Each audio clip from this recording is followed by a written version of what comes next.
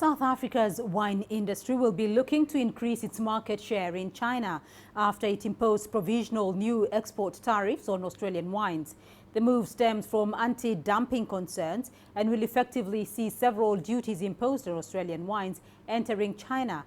CGTN's Travers has more with his report. With Australian wines now subject to provisional export tariffs in China, it's South African labels such as these which could be the biggest winners.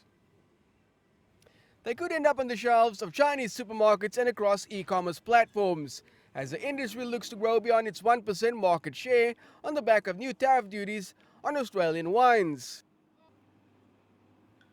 The local industry has for many years looked to the Chinese market for much needed growth, and this development opens up new opportunities. This is definitely a very big market for South African wine, and one that we intend to explore straight away.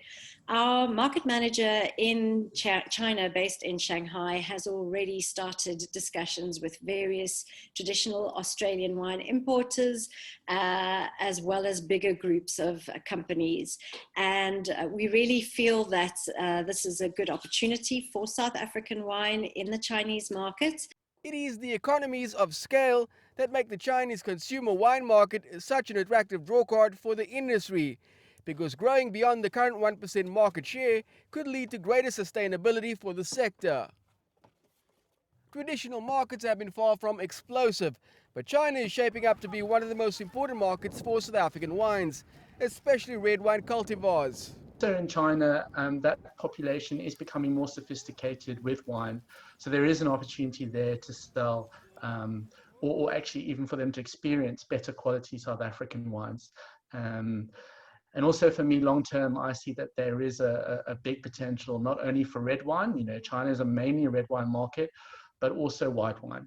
The South African wine industry presence in China has been growing, and so have Chinese investments in local wineries, much of which is situated in the Western Cape. Here in the Franschhoek wine-growing region, some of the most established farms already have their premium brands on sale in the Chinese market.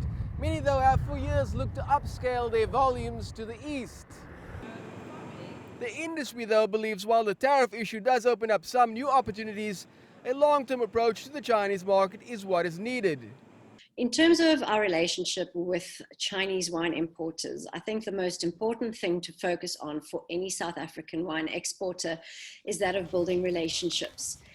It has long been known that relationships are key when it comes to your exporters, and to ensure that they understand our country, our quality, where we stand, and having really open lines of communication throughout the period is most important. Those relationship building exercises are what's going to see us through in the longer term. And as perennial winners of international wine competitions, many stakeholders believe the quality is there to back up the relationship, which could look set to grow even further in the near future. Travers, CGTN, Cape Town.